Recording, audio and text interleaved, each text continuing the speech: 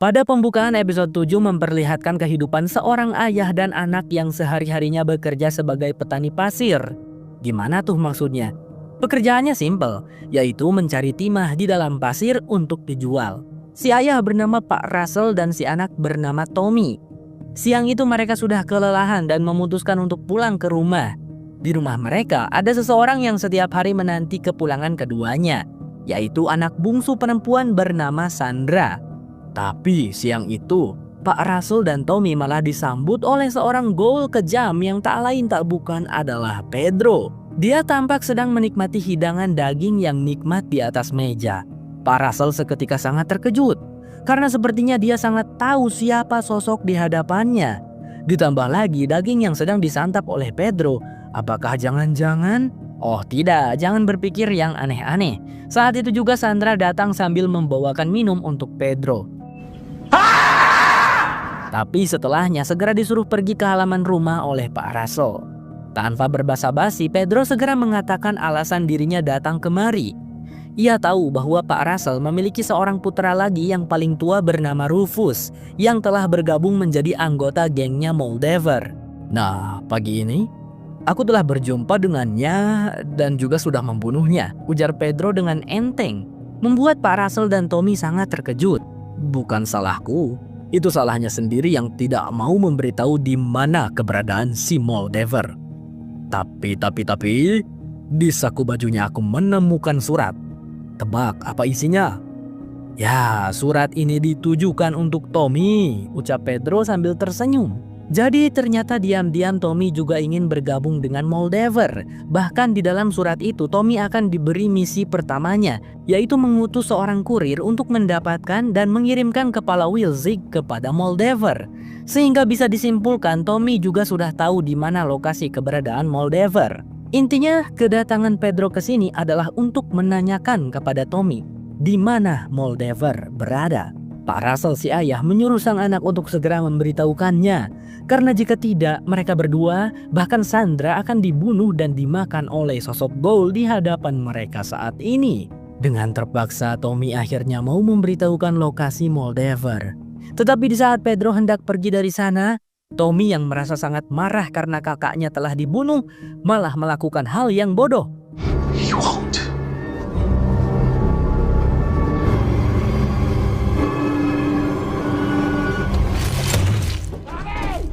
Pak Russell hanya bisa menangis pasrah melihat sang anak mati di hadapannya. Ia tidak akan melakukan hal yang bodoh juga seperti anaknya itu, karena Pak Russell tahu betul dirinya dan putri bungsunya juga akan bernasib sama jikalau sampai melawan seorang Pedro. Beralih ke bunker Vault 4, di mana terlihat Lucy sudah tertangkap dan ditanyai oleh Benjamin dan Birdie. Mereka berdua tampak tidak habis pikir, kenapa Lucy melanggar aturan dengan pergi ke lantai 12. Mereka berdua lantas menjelaskan semuanya. Dahulu, orang-orang asli Vault 4 menculik orang-orang dari permukaan, lalu dijadikannya subjek eksperimen. Mereka banyak melakukan eksperimen gila yang di luar nalar dan tidak berperi kemanusiaan. Salah satu makhluk ciptaan mereka adalah Gulper yang pernah Lucy lihat sebelumnya di permukaan. Sebenarnya makhluk Gulper awalnya adalah manusia biasa yang diubah oleh orang-orang asli Vault 4 menjadi makhluk yang ganas dan mengerikan. Akan tetapi, orang-orang yang menjadi korban eksperimen di suatu hari berhasil melakukan perlawanan dan membunuh semua orang asli Vault 4. Sehingga yang tersisa hanyalah orang-orang yang menjadi subjek eksperimen, di mana tentunya DNA mereka, gen mereka dan lain-lainnya itu sudah diubah. Maka anak-anak yang mereka lahirkan juga memiliki fisik yang aneh. Salah satunya adalah Benjamin. Itulah alasan kenapa sebagian penduduk Vault 4 sekarang punya fisik yang aneh. Makhluk Gulper yang ada di video itu adalah paman buyutku, ucap Benjamin dengan sedih. Lalu kenapa penelitian di lantai 12 masih ada dan orang-orang tidak boleh pergi ke sana? Alasannya sudah jelas. Ada kehidupan di lantai 12. Tidak semua orang bisa hidup dengan normal setelah menjadi subjek eksperimen. Mereka yang sakit tapi masih hidup dan tidak bisa mati, dirawat di lantai 12. Benjamin dan timnya berusaha memberikan yang terbaik untuk meringankan penderitaan para korban subjek eksperimen sampai sekarang. Mendengar semua itu, Lucy tampak sangat menyesal dan meminta maaf. Tetapi sayangnya Benjamin dan Birdie tidak bisa memaafkannya. Mereka akan tetap menghukum Lucy dengan hukuman yang setimpal. Beberapa saat kemudian Maximus yang masih asyik menonton televisi terkejut melihat di luar sana Lucy sedang dibawa dengan paksa oleh penduduk Vault 4. Please, I'm a good person. Please, let me go. Let me go. Ternyata tempat ini memang tidak beres. Tunggu aku Lucy, aku akan datang menyelamatkanmu, ucap Max. Tapi Sin akhirnya menyorot Thaddeus yang terlihat sangat kerepotan karena terus diikuti oleh anjingnya Wilzig. Anjing bernama Four itu terus ngikut karena mencium bau Wilzig di dalam tasnya Thaddeus. Thaddeus yang merasa kelelahan memutuskan untuk beristirahat sejenak. Dilepaskannya sepatu dan kaos kakinya, yang langsung membuat Thaddeus ngeri karena kakinya itu telah hancur sebab diinjak oleh Max. Thaddeus sangat kesakitan. My soul to the company store. Oh shit. Tapi prioritas Thaddeus saat ini adalah berusaha mencari sebuah alat komunikasi radio yang bisa dia gunakan untuk menghubungi bos, sehingga nanti pasukan bos akan menjemputnya, memberikan pengobatan serta penghormatan yang besar karena telah berhasil membawa kepala Wilzig.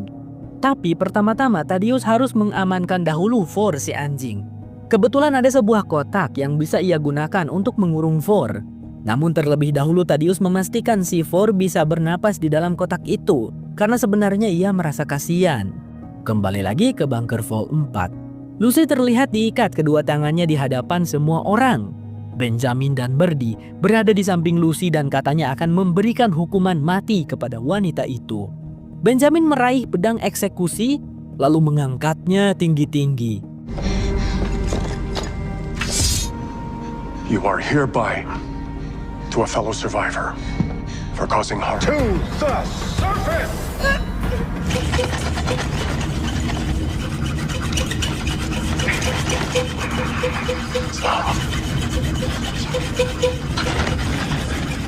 Tapi ternyata pedang itu cuma digunakan untuk memotong tali yang mengikat kedua tangan Lucy.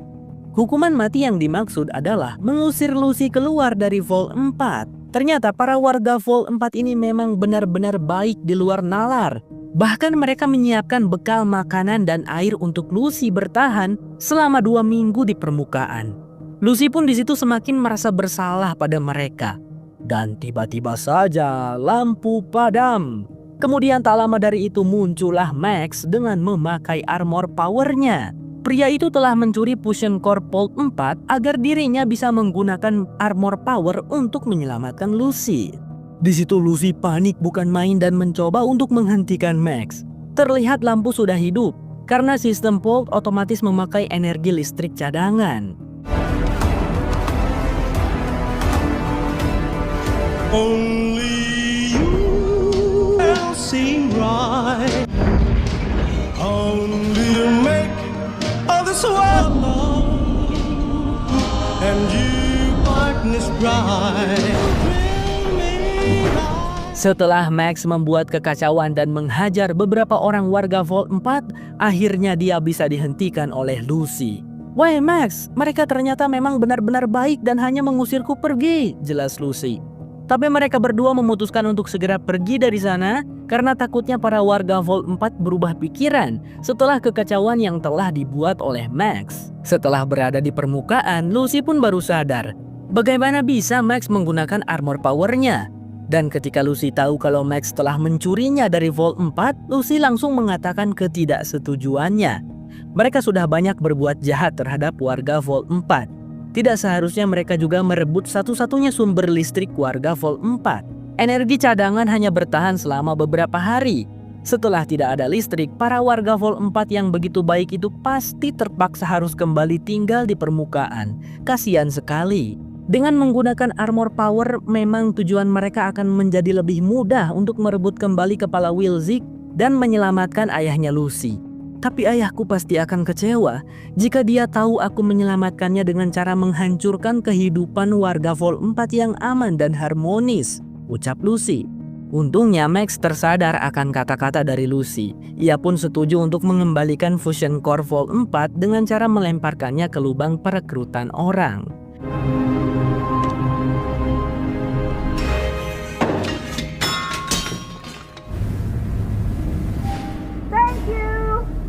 Sekarang ini Lucy tahu Max pasti sedih karena tidak bisa lagi menikmati kehidupan yang nyaman dan enak di dalam Vault 4. Tetapi Lucy berjanji, setelah ia berhasil menyelamatkan ayahnya, maka Lucy akan mengajak Max untuk tinggal bersamanya di dalam bunker Vault 33. Karena menurut Lucy, Max adalah orang asing paling baik yang pernah ditemuinya. Mendengar itu semua, Max jadi merasa sangat bersalah. Ia lantas mengaku saja kalau dirinya sebenarnya bukanlah ksatria Titus, melainkan seorang pengawal biasa bernama Maximus. Max terpaksa berbohong waktu itu karena khawatir Lucy akan takut padanya dan curiga kalau Max telah membunuh ksatria yang dijaganya. Padahal mah tidak. Ksatria Tituslah yang mengancamnya dan berkelakuan kurang ajar. Makanya Max tidak menolong dan membiarkan ksatria Titus mati. Jika awal-awal pertemuan Max berkata jujur, pasti Lucy akan curiga dan berpikir Max adalah orang jahat. Untungnya Lucy mengerti akan hal itu. Ia tidak marah sama sekali dan tetap menawarkan Max untuk tinggal di Vault 33 bersamanya. Do you want to come live with me in my vault? Yeah.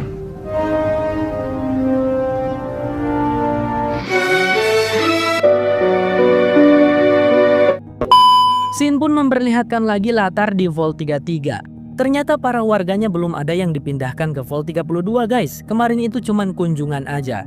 Oh ya, Norman dan kawan-kawan di Vault 33 saat ini sedang dihebohkan dengan matinya satu persatu tahanan karena keracunan makanan. Tidak ada yang tahu siapa pelakunya. Sebagai overseers, Bu Betty tampak risau dengan kejadian itu. Jika kalian lupa, tahanan-tahanan yang dimaksud adalah para perampok yang menyerang Vault 33 bersama Moldaver. Memang Moldaver dan sebagian antek-anteknya berhasil kabur, tapi sebagian laginya yang kalah dalam pertempuran ditinggalkan begitu saja oleh Moldaver. Lalu beberapa saat kemudian, Bu Betty memberikan pengumuman melalui Pip-Boy siapa sajakah yang tetap tinggal di Vault 33 dan siapa sajakah yang diharuskan pindah untuk menghuni Vault 32. Semua orang tampak senang apapun keputusan yang mereka dapatkan. Norman tetap tinggal di Vault 33. Sedangkan Cheto dan Steppy diharuskan pindah ke Vault 32. Sebelum berpisah, kedua bestie itu berpamitan terlebih dahulu. Norman cukup sedih karena tidak akan bertemu lagi dengan Cheto untuk waktu yang lama. Dan Norman tidak tahu lagi dengan siapa ia harus menguak Mystery Vault jikalau berpisah dengan Cheto. Tapi Norman, sebaiknya kita melupakan apa yang sudah kita lihat itu. Marilah kita memulai awal yang baru. Abaikan misteri berbahaya yang mungkin bisa mengancam keselamatan kita. Toh kita tetap bisa hidup dengan nyaman dan aman di dalam Vault, ucap Cheto. Norman kecewa mendengarnya dan sempat menyebut Cheto pengecut.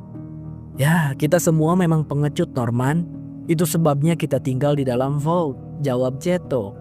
Singkat cerita, Bu Betty pun mengadakan upacara perpisahan dengan para warga yang dipindahkan ke Vault 32. Mereka akan berpisah untuk waktu yang tidak sebentar. Para warga tidak bisa bertemu dengan warga Vault lain kecuali hari pernikahan saja. Jadi upacara perpisahan itu perlu dilakukan. Selain itu, Bu Betty juga akan menunjuk seseorang yang akan menjadi overseers di Vault 32. Wanita itu pun menunjuk Steppy sebagai overseersnya. Sontak, Cheto dan Norman saling pandang.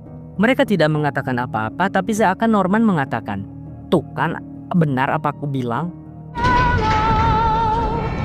From the first time you hit my chin and you got inside, you. Norman segera pergi dari sana. Ia memanfaatkan kesibukan semua orang di upacara perpisahan untuk bisa menyelinap diam-diam ke kantornya Bu Betty. Untungnya Norman sangat cerdas. Dengan mudah ia bisa meretas komputernya Betty yang perlu menggunakan password itu. Kemudian Norman mencoba mengirim pesan kepada Overseers Vault 31. Ya, hanya Overseers yang boleh berkomunikasi dengan Overseers Vault lainnya. Para warga tidak ada yang bisa chattingan dengan warga Vault lain. Aku harus kembali ke Vault 31, tulis Norman yang langsung mendapatkan pertanyaan dari Overseer Vault 31. Apakah kau ketahuan, Betty? Dijawab lagi oleh Norman, misi tidak berjalan sesuai rencana. Kemudian setelah itu Norman disuruh segera datang ke Vault 31.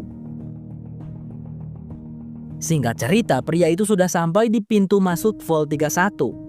Jika kalian bertanya-tanya kemana para warga yang sedang upacara perpisahan, penjelasannya adalah beda tempat guys.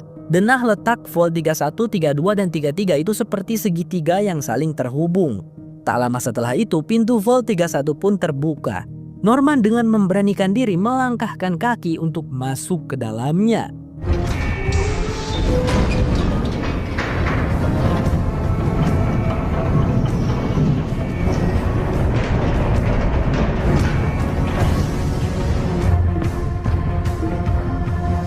Sementara itu di sisi lain Thaddeus masih berjalan tanpa henti, meskipun sambil harus menahan rasa sakit di sebelah kakinya yang hancur. Entah di manakah dirinya bisa menemukan alat komunikasi radio. Meskipun begitu hopeless, tetapi Thaddeus tidak menyerah. Tak jauh dari tempatnya berada, ada si Sobik yang sedang berusaha untuk bunuh Birman. Tetapi langsung dibatalkan olehnya ketika melihat seseorang sedang kesakitan, yaitu Thaddeus. Langsung saja Sobik menemui Thaddeus dan menawarkan pengobatan kepadanya. "Aku adalah seorang dokter," ucap Sobik. Segera dia mengajak Thaddeus untuk masuk ke ruang apotek miliknya. Saat sedang menyiapkan obat, Sobik tiba-tiba ditodong senjata api dari belakang oleh Thaddeus. "Kenapa kau tidak berpikir aku akan membunuhmu dan mengambil obatmu?" tanya Thaddeus yang merasa curiga kepada Sobik. Sobik pun menjelaskan bahwa Thaddeus tidak akan tahu mana obat yang benar. Bisa saja racun yang diminum oleh Thaddeus. Lagi pula pengobatan ini tidaklah gratis. Sobik menginginkan bayaran. Mendengar hal itu Thaddeus akhirnya percaya dan mencoba menawarkan Fusion Core sebagai bayarannya. Ya benar guys, itu adalah Fusion Core yang dicuri dari armor power Ksatria Titus. Untungnya Sobik langsung setuju karena barang tersebut sangatlah langka dan mahal. That trade.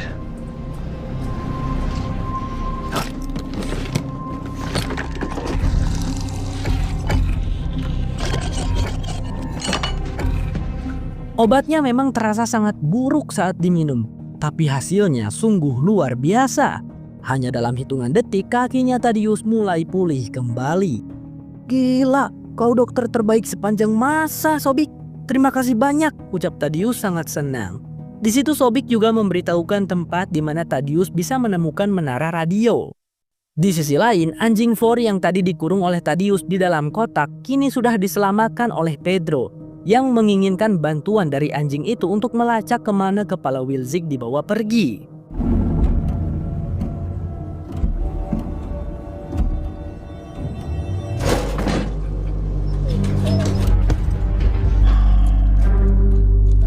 Alright.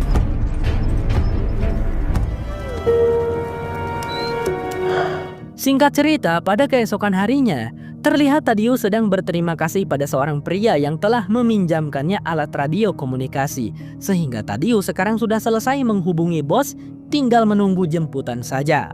Sebut saja pria ini Pak Radi.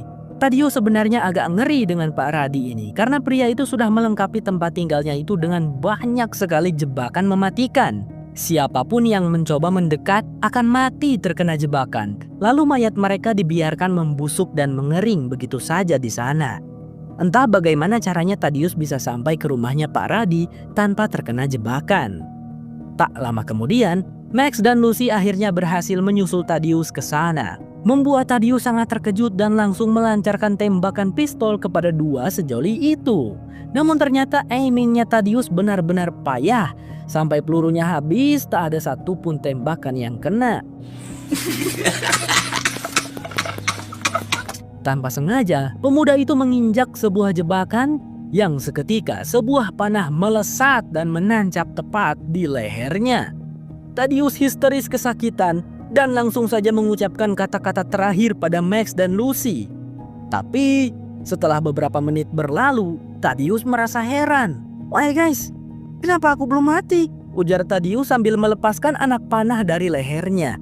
Terlihat luka panah di lehernya itu langsung sembuh dan pulih hanya dalam hitungan detik. Ternyata Sobik si dokter gadungan kemarin itu bukan memberikan obat, melainkan sebuah serum untuk mengubah manusia biasa menjadi ghoul.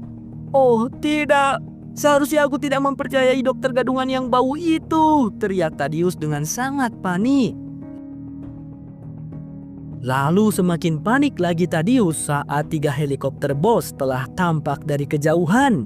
Jika mereka tahu sekarang dirinya seorang ghoul, pasti akan langsung dibunuh tanpa babi bu. Meskipun Thaddeus sudah mendapatkan kepala Wilzik, itu tidak ada gunanya. Maka dari itu Max menawarkan Thaddeus untuk lari saja, biar kepala Wilzik dirinya yang urus. Thaddeus berterima kasih, ia menyerahkan kepala Wilzik pada Max dan meminta maaf atas semua kesalahannya selama ini, kemudian pergi berlari dengan terburu-buru. Sekarang apa rencana Max? Ia mengambil sebuah kepala mayat manusia yang terkena jebakan Pak Radi, lalu memukuli wajah mayat itu sampai rusak dan tidak bisa dikenali. Setelah itu Max menyuruh Lucy untuk kabur dengan membawa kepala Wilzik yang asli. Sementara dirinya akan menyerahkan diri pada pasukan bos, berpura-pura membawa kepala Wilzik padahal palsu. Hanya inilah satu-satunya cara agar Lucy bisa lolos.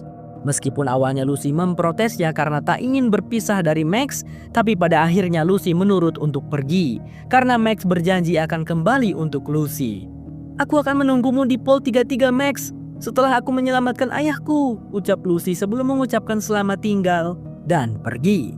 You're a dime of the song I sing. Di bagian akhir episode 7 kita akan flashback lagi ke masa lalunya Pedro. Di episode 6 ingatkan kalian Pedro bertemu dengan Moldever. Dan sekarang ini Moldever sedang berpidato di hadapan semua anggota komunitasnya yang menentang perusahaan Voltec. Tetapi Pedro merasa sangat jengah dengan semua head speech yang dilontarkan oleh Moldever tanpa ada landasan bukti. Jadi di situ dirinya bangkit berdiri dan berniat untuk pergi. Tetapi Moldever menghentikannya. "Aku tahu istrimu Pak Howard," ucap wanita itu. Ya, dulu kan nama si Pedro ini adalah Cooper Howard. Beberapa saat kemudian, keduanya berbincang berdua. Pedro penasaran bagaimana Moldever bisa tahu tentang Barbie istrinya. Ceritanya panjang. "Aku juga seorang peneliti. Aku bersama timku sedang mengembangkan teknologi bernama cold fusion, sebuah sumber energi yang tidak terbatas." Beda ya guys, cold fusion dengan fusion core. Kalau fusion core itu menghasilkan energi sementara dan bisa habis pada waktunya. Sedangkan cold fusion energinya tidak terbatas dan sangat besar.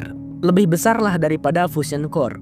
Tapi ketika aku hampir menyelesaikannya, divisi Voltec-nya Barbie membeli perusahaan tempatku bekerja. Dan ya, aku dikeluarkan begitu saja dari proyek penelitianku itu, jelas Moldever. Teknologi cold fusion itu ia tidak ingin sampai jatuh ke tangan orang yang jahat. Moldever berharap bisa mendapatkan bantuan dari Pedro untuk mengambilnya kembali.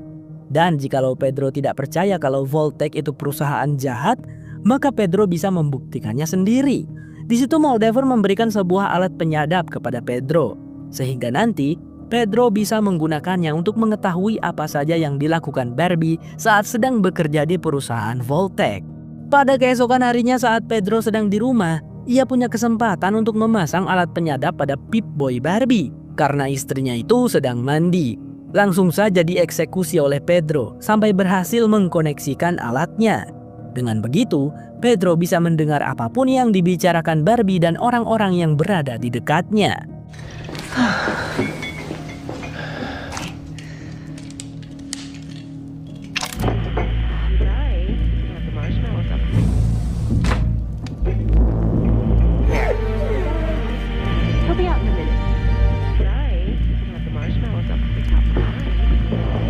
Episode 7 bersambung. Episode 8 melanjutkan flashback Pedro yang pada pagi itu mengantarkan Barbie ke kantor Voltec untuk bekerja. Sempat berpapasan juga dengan si Buddy yang membuat Pedro lumayan kesal. Ia tidak suka dengan pria tersebut. Beberapa saat kemudian di sebuah tempat, Pedro mendengarkan percakapan istrinya bersama dengan para investor perusahaan Voltec melalui alat penyadap yang sudah dipasang pada Pip-Boy-nya Barbie. Semuanya berjalan dengan baik. Si Buddy maupun Barbie nampaknya benar-benar punya tujuan baik untuk menyelamatkan umat manusia dari bencana kiamat nuklir. Akan tetapi, semuanya berubah di saat salah satu investor bertanya, Bagaimana perusahaan Vault-Tec menjamin bunker Vault itu akan terpakai oleh orang-orang yang sudah membeli keanggotaan? Dimana kalau sudah beli malah tidak ada kiamat nuklir? Kan pasti orang-orang yang sudah membeli akan merasa dirugikan, atau mungkin ingin uang mereka dikembalikan. Tentu saja dengan cara kita menjatuhkan sendiri bom nuklir itu, jawab Barbie. Yang langsung membuat Pedro tersentak kaget. Tidak percaya Barbie istrinya akan mengatakan hal seperti itu. Hayoyo, ternyata yang dikatakan oleh Moldaver itu benar. Apakah sebenarnya Moldaver adalah orang baik? Flashback selesai.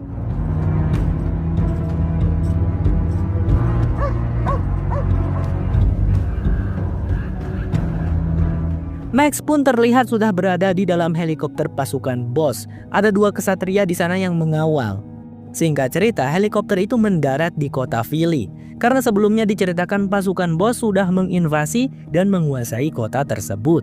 Langsung saja Max disuruh menghadap Pak Jackson, si pemimpin BOSS di PC Jet.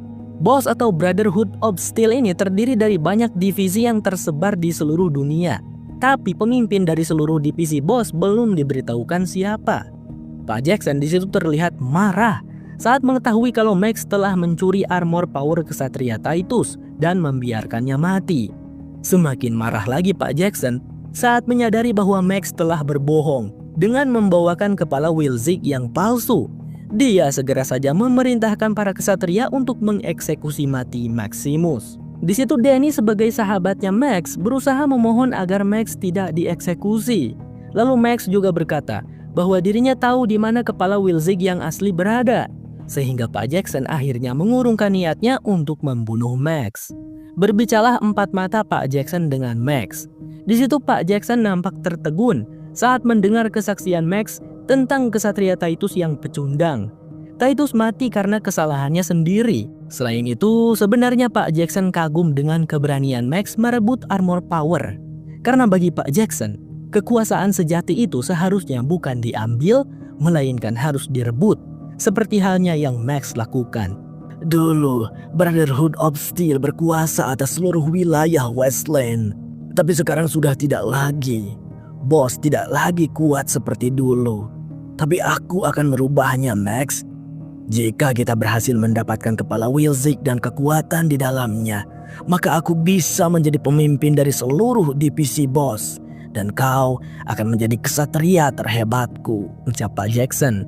Pria tua itu sungguh haus akan kekuasaan, teman-teman. Singkat cerita, pasukan BOSS pun berangkat untuk menuju tempat di mana kepala Wilczek berada, berdasarkan informasi dari Max. Max dan Danny juga ikut serta dalam misi itu. Max terlihat senang karena dengan begini, secara tidak langsung ia sudah mengabulkan perjanjian dengan Lucy, yaitu membawa pasukan BOSS untuk menyelamatkan Lucy serta Pak Henki, ayahnya Lucy. Scene akhirnya menyorot Norman lagi. Dia sebelumnya kan memasuki Vault 31. Lalu di dalam Vault tersebut ternyata tidak seperti Vault 32 maupun 33. Vault 31 lebih seperti bunker kecil tempat penyimpanan. Norman sama sekali tidak berjumpa dengan satu orang pun manusia. Hanya ada satu robot yang dikendalikan sebuah otak manusia. Mungkin dulunya dia adalah manusia. Robot itu sama sekali tidak bisa berbuat apa-apa di saat Norman melewatinya dan masuk lebih jauh ke dalam Vault 31. Lalu beberapa saat kemudian, Alright. Anything in there? Or turn on the lights. Go in there. Don't you go in there. Right there. Stop. betapa terkejutnya Norman saat ia menemukan sebuah ruangan di mana di sana terdapat kapsul-kapsul berisikan manusia yang berjajar rapi di sepanjang lorong. Ada beberapa kapsul yang sudah terbuka dan tidak ada lagi manusia di dalamnya. Terdapat tanda nama Henki dan Betty, yang berarti Pak Henki dan Bu Betty dulunya juga berada di dalam kapsul itu sebelum pindah ke Vault 33. Sedikit flashback ke masa lalu Pedro, di mana pria itu ingin bertemu dengan istrinya di gedung Vault-Tec. Tetapi yang datang menemui Pedro malah dua orang asisten eksekutif bernama Betty dan Henki. Alamak, Pak Henki dan Bu Betty juga sudah hidup dari dulu. Tapi di masa lalu ini mereka terlihat masih muda. Pantas saja saat Pedro bertemu Lucy di masa depan dan ketika Pedro mengetahui nama belakang Lucy adalah McLean, dia terlihat terkejut. karena rupanya Pedro pernah bertemu dengan ayah Lucy yaitu Hanky McLean di masa lalu. Flashback selesai. Robot otak menjelaskan kepada Norman bahwa kapsul-kapsul tersebut adalah pod hibernasi. Jika masuk ke dalamnya, seseorang bisa berhibernasi layaknya hewan yang berhibernasi. Jadi selama apapun dunia berjalan, jika tidur ke dalam pod, kita tidak akan pernah menua. Mirip seperti pod hibernasi di series Raised by Wolves. Sudah nonton belum?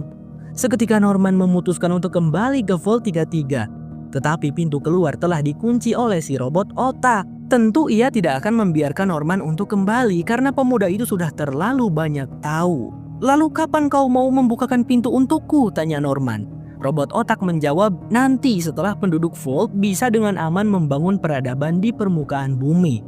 Walah, itu kan masih ratusan tahun lagi. Robot otak lantas menyarankan agar Norman masuk ke dalam pod hibernasi bekas Pak Hanky. Karena di Vault 31 sama sekali tidak ada makanan ataupun air. Jadi hanya itulah satu-satunya pilihan Norman.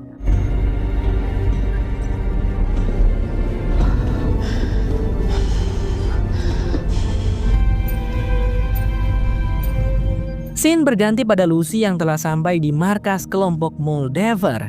Tempat itu dikelilingi dengan pagar yang tinggi. Kalau kalian pernah nonton The Walking Dead, lumayan mirip tempatnya dengan Hilltop. Lucy dipersilakan untuk masuk. Di dalamnya ia melewati kebun jagung. Kemudian para warganya. Jika di tempat lain biasanya kaum Ghoul selalu dikucilkan, tapi tidak di tempat ini. Kaum Ghoul diterima dengan baik. Dipertemukanlah Lucy dengan sosok Moldaver yang wajahnya tampak masih sama dengan yang dulu saat bertemu dengan Pedro di masa lalu. Di sana juga ada Pak Hanky yang sedang berada di dalam kurungan. Moldaver di situ mengajak Lucy untuk botra makan bersama. Ada seorang Ghoul juga yang sudah sangat tua dan tidak memiliki akal. Sudah seperti zombie. Disebut Ghoul liar. Lucy membawakan kepala Wilzik untuk Moldaver. Dan ia ingin menukar kepala tersebut dengan ayahnya. Sekarang lepaskan ayahku, ucap Lucy dengan tegas. Terlihat di situ Moldaver mengambil suatu cairan dari tengkuknya Wilzik. Itukah sesuatu yang diincar oleh semua orang? Kekuatan apa yang ada di dalam cairan itu? Sebelum aku melepaskan ayahmu, aku ingin menceritakan dulu sebuah kisah, ujar Moldaver. Berceritalah wanita itu tentang mendiang ibunya Lucy yang bernama Rose.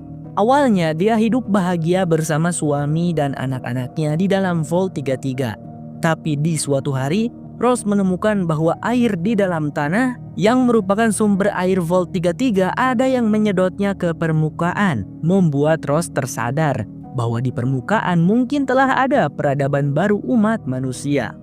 Saat Rose memberitahukan hal itu kepada Pak Hanky suaminya, pria itu malah berkata kalau Rose ada-ada saja, malah mengabaikan penemuan istrinya itu yang membuat Rose sadar bahwa Pak Hanky sebenarnya menyembunyikan sesuatu.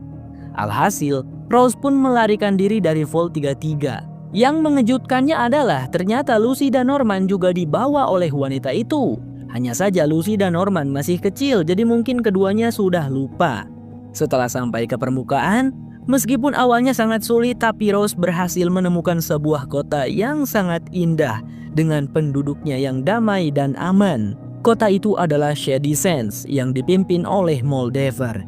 Namun sayangnya Pak Hanky dan antek-anteknya berhasil menyusul Rose sampai ke kota itu.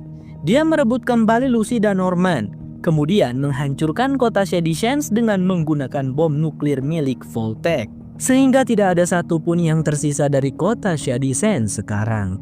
Itulah cara Vault-Tec untuk memenangkan kompetisi, Lucy. Mereka jugalah penyebab hancurnya dunia, jelas Moldaver. Betapa terkejutnya Lucy mendengar cerita Moldaver. Ingatannya saat masih kecil samar-samar tergambar di kepalanya Lucy. Pantas saja ia mengingat momen di saat bermain di ladang jagung bersama ibunya. Lucy bisa merasakan hangatnya matahari. Awalnya ia mengira kehangatan itu berasal dari ibunya, tapi ternyata memang benar-benar sinar matahari yang Lucy rasakan. Samar-samar ia juga mulai mengingat wajahnya Moldaver dulu saat bertemu dengan Rose ibunya. Dan sedikit ingatan Lucy tentang kota Shady Sands juga mulai terbuka. Plot twistnya tidak hanya sampai di situ. Sesuatu yang disuntikan di tengkuknya Wilzik dan kemudian barusan telah diambil oleh Moldaver ternyata adalah cold fusion, energi yang tidak terbatas. Dengan itu, Moldaver berencana untuk membangun kembali dunia dan peradaban baru. Kenapa Moldaver harus repot-repot menculik Pak Hengki? Itu dikarenakan cold fusion yang dulunya ditemukan oleh Moldaver sudah diambil dan dikuasai oleh organisasi Voltec. Sehingga hanya para petinggi Voltec lah yang bisa mengaktifkan cold fusion. Dan Pak Hengki adalah salah satu petinggi Voltec. Aku butuh Hengki untuk memberitahukan kodenya, Lucy, jelas Moldaver. Di situ Pak Hengki tampak sudah tidak sabar lagi. Ia sangat marah dan menegaskan pada Lucy untuk jangan mempercayai Moldaver. "Apa yang terjadi pada ibuku?" tanya Lucy yang kemudian dijawab oleh Moldaver. Kalau Rose, ibunya Lucy, sekarang ada bersama mereka tapi sudah menjadi Ghoul. Ya, Ghoul yang berada di meja makan itu adalah Rose. Kalung Rose yang dulu dikenakan di lehernya yang masih bisa Lucy ingat, masih terpasang di lehernya Rose yang kini telah menjadi Ghoul liar. Lucy tidak bisa menahan tangisnya. Wanita itu lantas meminta Pak Hengki untuk memberikan kodenya kepada Moldaver. Karena jika tidak, maka Lucy akan semakin membenci ayahnya itu. Pada akhirnya Pak Hengki mengalah dan mau memberikan kode untuk mengaktifkan cold fusion. Give her the code, Dad.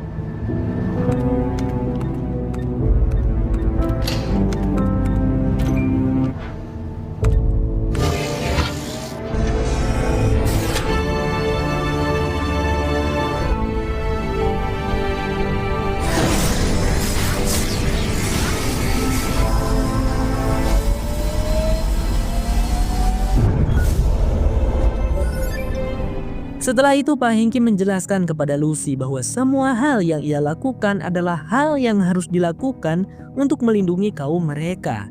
Moldaver juga sama, tidak berbeda dengan ayah. Dia bahkan awalnya berencana membunuh seluruh penduduk Vault 33 dan hanya menyisakan diriku, ucap Pak Hengki. Lalu menurut Pak Hengki, Rose ibunya Lucy pantas menerima akibatnya karena telah membawa Lucy dan Norman dalam bahaya dengan pergi ke permukaan. Misi Voltec adalah menciptakan peradaban baru yang damai di bumi ini, yang hanya dihuni oleh orang-orang Voltec yang baik dan murni, yang tidak pernah haus akan kekuasaan dan tidak akan pernah berperang satu sama lain. Jadi intinya, selain kaum Voltec, semua umat manusia harus musnah dari dunia ini. Itulah alasan kenapa Pak Hengki menghancurkan kota Shady Sands. Moldaver hendak mendebat hal itu, tetapi alarm peringatan tiba-tiba berbunyi karena pesawat-pesawat bos telah mendekat ke markas mereka. Moldaver pun memerintahkan semua pasukannya untuk bersiap melawan pasukan bos.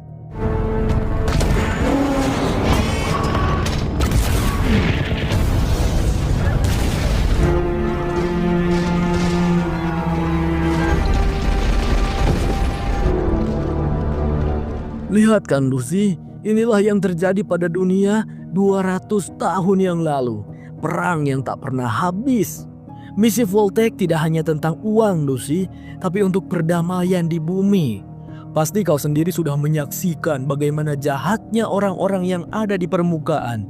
Lalu kau coba bandingkan dengan para warga Vault kita. Bahkan kita melawan perampok dengan pistol bius tanpa berniat membunuh mereka. Ayah benar-benar harus melakukan apa yang harus ayah lakukan, jelas Pak Hengki panjang lebar. Di luar sana karena pasukan bos memiliki armor power, tentu saja mereka benar-benar unggul dalam perang tersebut. Banyak pasukannya Moldaver yang berguguran mati karena kesatria yang menggunakan armor power sama sekali tidak bisa ditembak. Max dan Danny ada bersama mereka. Sekarang mungkin kalian yang nonton akan berpikiran, si ini jahat. Bukan deng, si itu yang jahat. Atau mana yang jahat dan mana yang baik? Tidak guys, mereka semua benar, tapi menurut ideologi pemikiran mereka masing-masing. Dan tentu saja mereka semua melakukan hal yang salah untuk membenarkan ideologi-ideologi mereka. Saat para kesatria dan beberapa pasukan bos termasuk Max sudah masuk ke gedung markas Moldaver, ada seseorang yang bersiul, membuat para kesatria menghentikan langkah untuk melihat siapakah itu.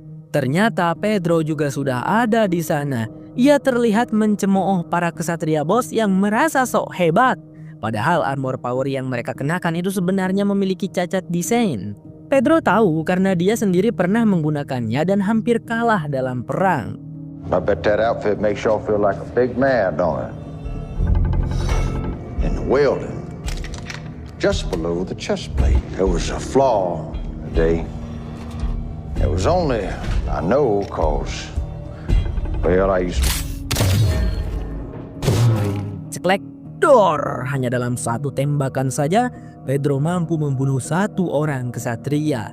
Meskipun dia berada di dalam armor power yang kuat, tapi Pedro tahu letak kelemahan bagian armor power yang tidak tahan peluru.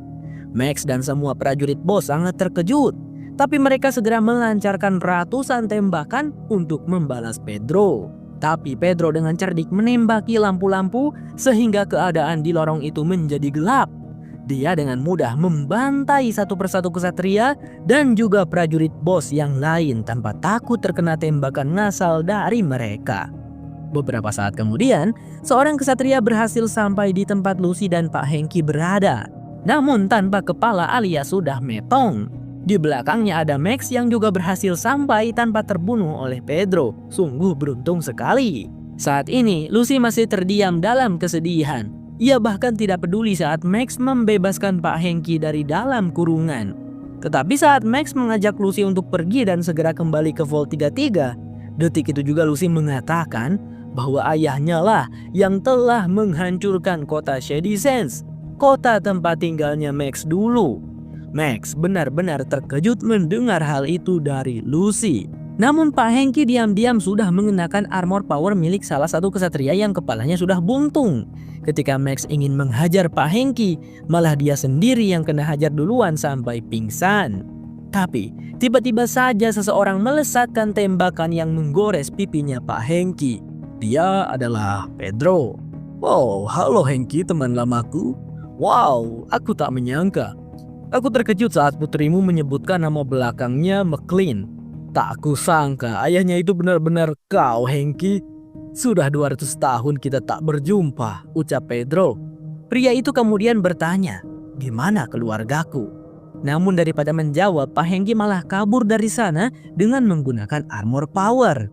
Di situ Pedro pun berceramah kepada Lucy bahwa perang dan kekacauan memang akan selalu terjadi. Tapi satu hal yang penting dan pasti yaitu akan selalu ada seseorang yang mengendalikannya. Yang jelas bukan Pak Hengki, dan Pedro ingin sekali bertemu dengan si penguasa itu. Ia yakin saat ini Pak Hengki akan pergi menemui orang tersebut. "Lantas kenapa kau malah membiarkan ayahku pergi?" tanya Lucy. Sebenarnya itu adalah rencananya Pedro, karena baginya lebih mudah melacak babi yang terjebak daripada menanyakan kemana tujuannya. Pedro mengajak Lucy untuk ikut bersamanya, karena jika wanita itu memilih tetap tinggal dengan Max, maka pasukan Brotherhood of Steel sudah pasti akan membunuh Lucy. Tanpa disangka-sangka, Lucy mengambil pistol milik Max, lalu langsung saja melesatkan tembakan tepat ke kepala ibunya yang sudah menjadi gol liar. Nah, kaget kan kalian? Kalian mengira Lucy mau nembak Pedro kan? Dengan terpaksa Lucy meninggalkan Max dan mengucapkan perpisahan. Ia berharap mereka berdua bisa bertemu kembali nanti. You coming?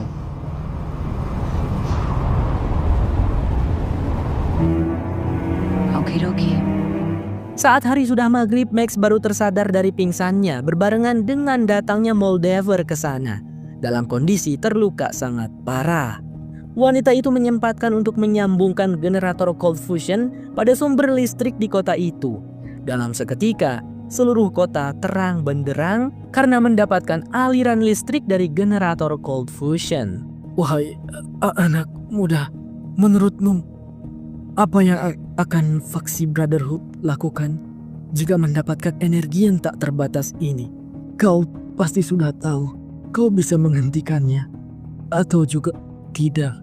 Dan setelah mengatakan itu, Moldaver pun menginggoi sambil berpegangan tangan dengan Gold Rose yang juga sudah mati. Tak lama kemudian Danny dan pasukan bos lainnya berdatangan ke sana. Mereka lantas mengira bahwa Max lah yang telah mengalahkan pemimpin faksi Moldaver. Max pun langsung saja mendapatkan sorakan penghormatan dan pujian serta pengangkatan jabatan langsung menjadi seorang satria. Is that their leader? No, Dane.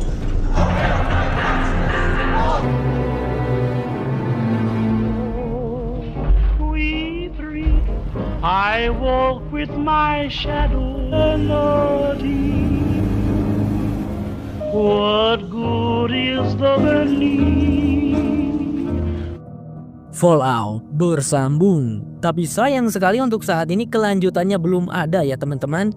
Series Fallout ini cuman baru ada 1 season yang terdiri dari 8 episode.